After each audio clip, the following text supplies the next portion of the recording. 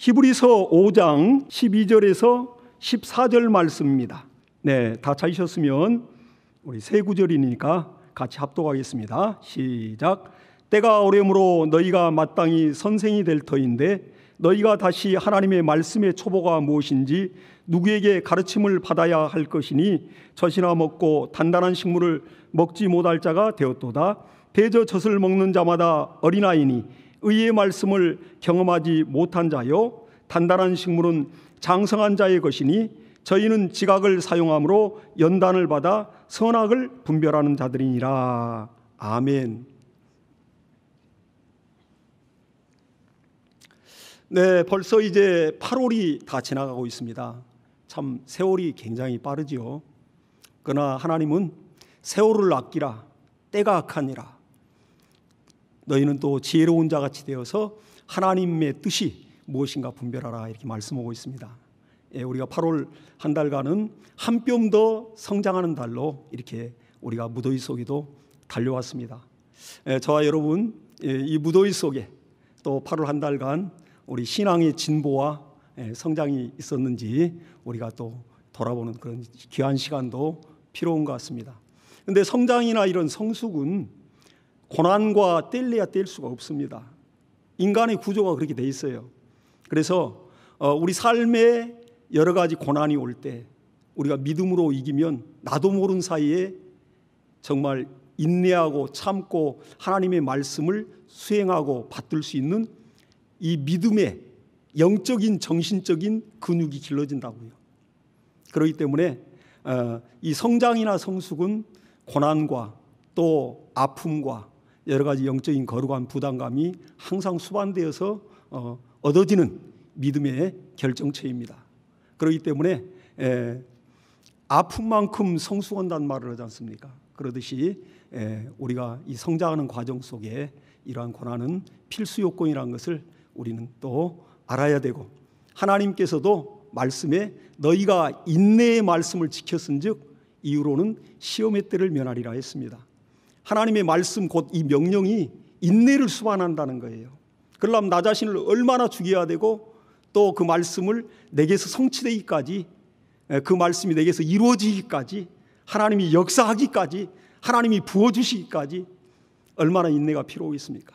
그러듯이 이렇게 그러한 인생, 믿음으로 고난과 역경을 이기고 난 그 인생은 참으로 명품 인생이 되는 겁니다. 그래서 많은 사람들이 우러러보고 또 존경하고 그렇게 또 닮기를 원하고 그렇게 사람들이 격찬하는 그런, 정말 칭찬하는 그러한 신앙인들이 될 것입니다. 그런데 우리 신앙생활도 명품 신앙이 있다고요. 그러니까 어린아이 신앙이 있고 오늘 본문과 같이 장성한 자의 신앙이 있습니다. 그러니까 어린아이들은 물론 마음이 맑고 순수하죠. 그러나 지각 능력이 부족해요. 그래서 정말 세상에 대한 어떤 경험이나 연륜이 부족하기 때문에 분별력이 없습니다.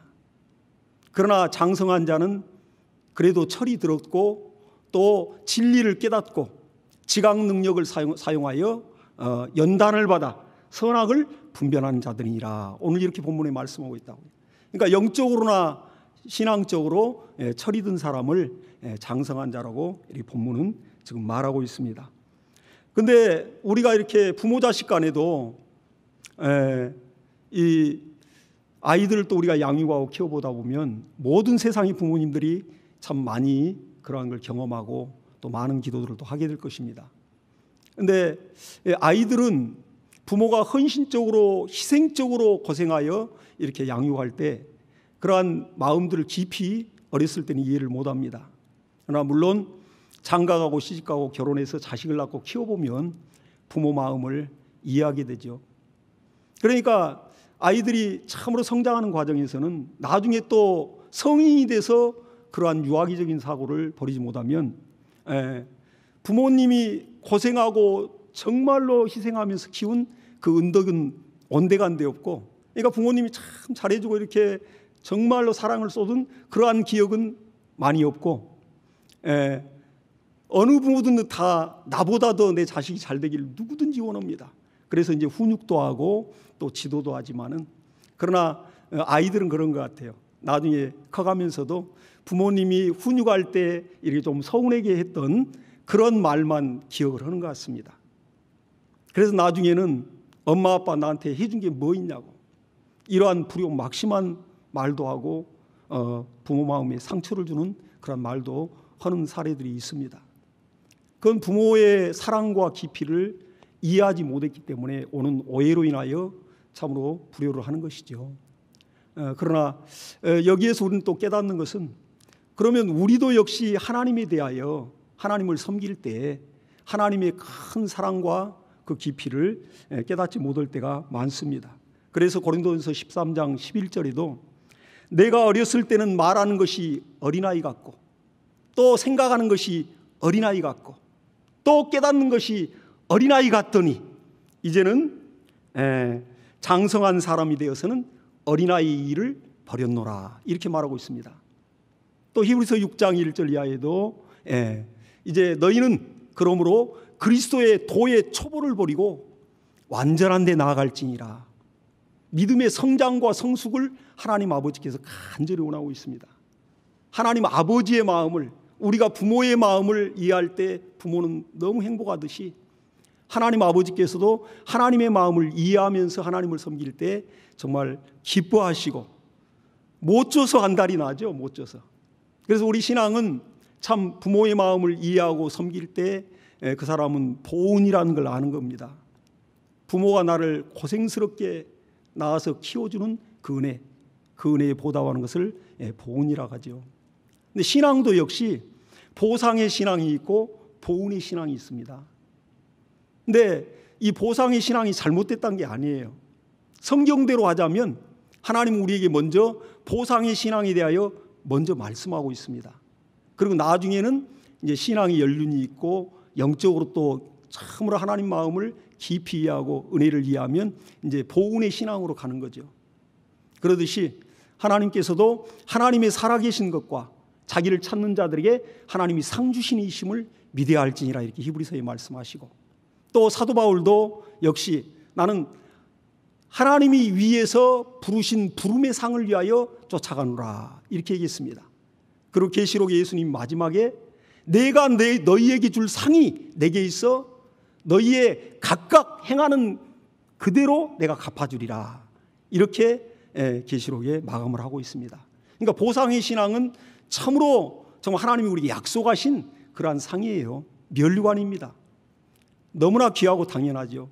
그러나 부모의 마음이라면 우리가 부모가 돼 보니까 엄마, 아빠 내가 이거 할 테니까 꼭 해주세요. 이거보다는 얼마나 나를 키우면서 엄마 아빠가 고민을 많이 했을까. 그것 또한 물론 이제 결혼하고 또 자식을 낳고 키워보면 더 절실히 알지만 그 전에도 물론 성인이 되면 깨닫습니다. 얼마나 우리 부모가 나를 키울 때 그 어려운 환경에서 그 궁핍한 환경에서 허리띠를 졸라매가면서 참으로 얼마나 많은 고민과 얼마나 많은 근심을 했을까. 부모의 마음이 헤아려지면서 참으로 늙은 노모와 늙은 또한 아버지와 또 정말 생산력이 없으니까 어떻게 잘 섬길까 이런 귀한 마음을 갖게 되는 것입니다. 그러듯이 우리가 하나님을 섬기는 일에도 이와 같이 이런 일들이 작용을 하고 있습니다. 그래서 이제 우리가 하나님을 섬길 때 이 보상의 신앙은 참으로 마땅한 겁니다. 하나님의 약속이니까요. 그러나 어떻게든지 내가 하나님께 좀 더 하나님을 기쁘시게 할까? 하나님이 내게 원하는 것이 무엇일까? 또 나와 내 가정과 내 자손에게 이 마지막 때에 하나님이 무엇을 요구하시고 무엇을 기뻐하실까? 우리가 이런 것을 많이 생각하면서 하나님을 섬겨야 됩니다. 그래서 이왕이면 정말 하나님의 그 은혜에 우리가 감사하되 우리가 이제 하나님도 조건 없이 우리를 사랑했으니까 하나님 내가 이렇게 하면 뭐 해줄 거예요? 이거보다는 조건 없이 우리도 하나님 내가 마귀와 함께 진노의 자식으로 지옥으로 갈 수밖에 없는 자를 이렇게 오늘날 하나님 나를 구원하여 하나님의 자녀를 삼고 정말 이 아름다운 천국 그 정말 하나님이 예비하신 그 나라를 소유하게 하심이 감사합니다. 대속의 은혜에 대한 원초적인 감사가 있어야 됩니다. 그러한 때에 우리가 보은의 신앙으로 들어갈 수 있고 하나님은 기쁘셔서 무얼 못 줘서 막 안달이 나듯이 내가 너한테 무얼 해줄꼬, 내가 너한테 무얼 해줄꼬. 또한 이런 신앙으로 들어가기 위해서는 다니엘의 그 세 친구와 같이 그들이 포로로 잡혀가서 이제 그들이 여호와의 신앙으로 독실한 신앙을 가졌어요. 사드락, 메삭, 아벳느고, 다니엘의 그 세 친구들, 다니엘도 역시 엄청난 신앙을 가졌죠. 그러나 그 친구를 보면 그 사람을 아는 겁니다.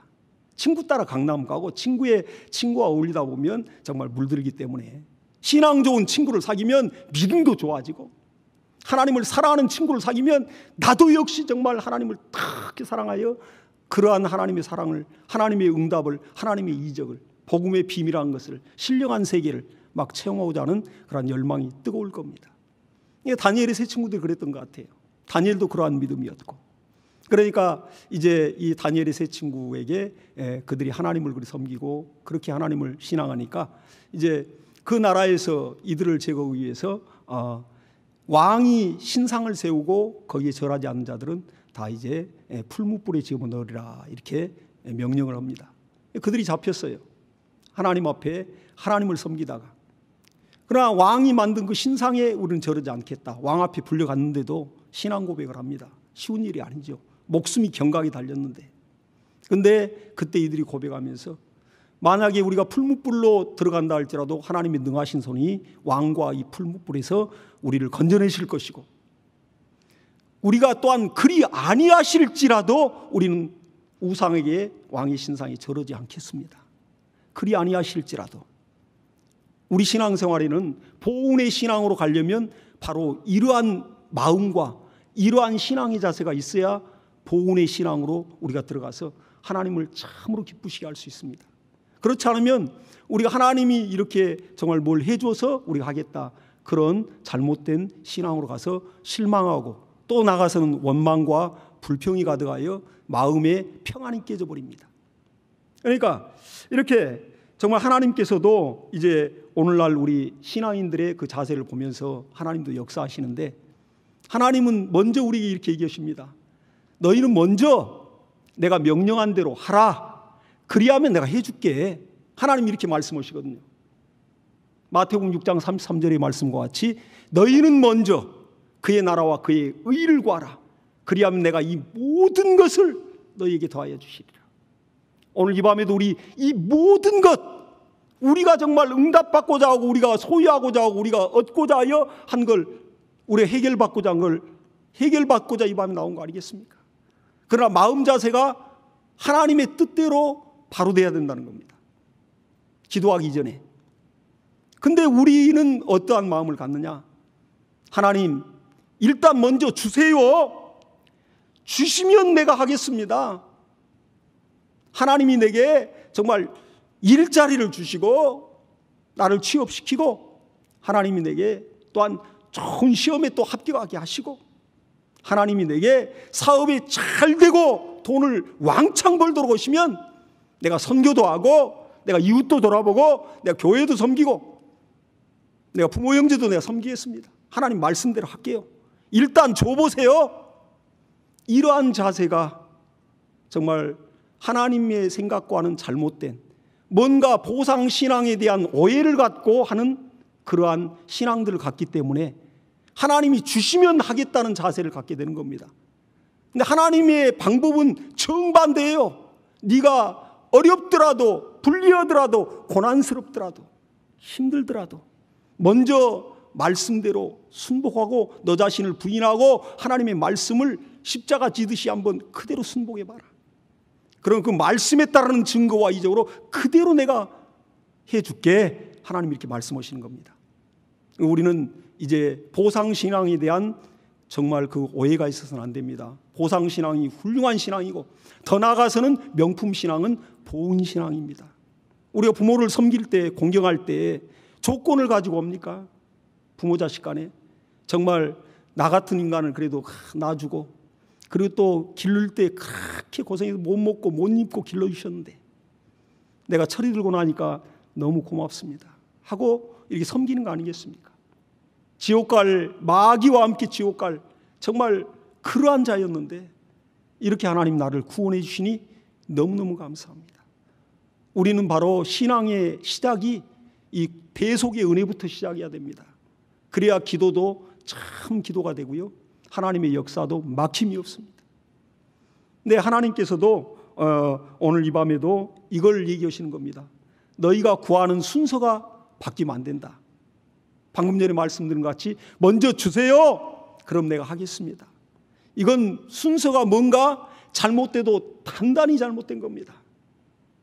그렇기 때문에 그러나 이 순서를 다시 궤도수정하여 올바르게 바뀌어 놓는 것은 내 의지 하나만으로 되지 않습니다.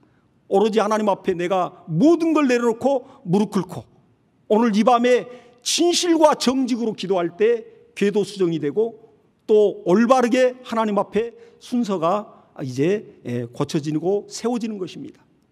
예수님도 겟세마네 동사에서 그렇게 하나님 아버지의 뜻을 정말 이해하기 전까지는 자기의 뜻을 관철시키려고 그 죽음의 잔에 대하여 정말 몸부림을 쳤습니다. 얼마나 몸부림을 쳤든지 땀방울이 핏방울이 될 정도로 몸부림을 쳤다고요. 그래서 그러나 마침내는 하나님 아버지의 뜻을 이해하고 궤도수정을 하죠. 그리고 이제 아버지의 뜻대로 되기를 원합니다 하고 마침내는 하나님의 의의 영광의 보좌를 얻게 되었습니다. 이와 같이 우리가 이렇게 기도를 하더라도 정말 하나님 앞에 참으로 순서가 바뀌지 않도록 너희는 먼저란 말을 오늘 이 밤에 마음에 새기고 내가 아무리 다급해도 내가 먼저 하나님의 나라와 의를 위하여 내가 내 안에 구하는 기도 안에 하나님의 의가 있어야 됩니다. 내 기도의 제목 안에 기도에 내가 간절히 원하고 간절히 구하는 것 안에 하나님의 의가 있어야 됩니다. 하나님 이거 해 주십시오 하고 막 금식을 하고 철야를 하고 정말 이 밤에 나와서 막 기도를 할지라도 그 기도 제목 안에는 하나님의 의가 들어있어야 됩니다. 그래서 먼저 우리가 힘들고 어려울지라도 불리할지라도 그의 나라와 의를 먼저 구할 수 있는 저와 여러분이 되셔야 됩니다. 그래서 오늘 이 밤에 이 기도는 겟세마네 동산의 기도와 같아야 돼요. 하나님의 아들이실지라도 정말 그가 받으신 그 고난으로 순종함을 배워서 정말 구원의 영원한 정말 근원이 되었다고 말씀하고 있습니다. 우리도 역시 정말 오늘 이 기도회가 예수님의 그 겟세마네 기도와 같이 우리가 참으로 그 겟세마네 동산과 같은 그런 기도회가 돼야 됩니다. 에덴 동산은 모든 것이 풍족하고 모든 것이 부족함이 없고 불편함이 없는 그런 동산이었어요. 그러나 그건 불순종의 동산이었고 원죄의 죄악의 발원지가 됐습니다. 그러나 겟세마네 동산은 정말 얼마나 기도가 힘든가요? 쥐어짜야 되니까 기름자는 틀이라 할 정도로 겟세마네란 말은 우리 육신을 거부하고 강력히 쥐어짜고 쳐서 하나님께 무릎 꿇쳐서 기도로 하나님 앞에 몸부림칠 때에 육신은 좀 힘들지만은 내 영혼은 진정한 자유와 기쁨이 있고 진정한 해방감이 있고 진정한 영적인 부요가 차고 흘러 넘칠 겁니다. 할렐루야. 그래서 오늘 이 밤에도 참으로 이 우리 기도회가 하나님을 움직이는 그러한 기도회, 그러나 이 겟세마네 동산의 기도회는 정말 순종하는 동산이 되었고 마침내는 원죄를 해결해버리는 그러한 동산이 되었고 마침내는 승리의 동산이 되었습니다.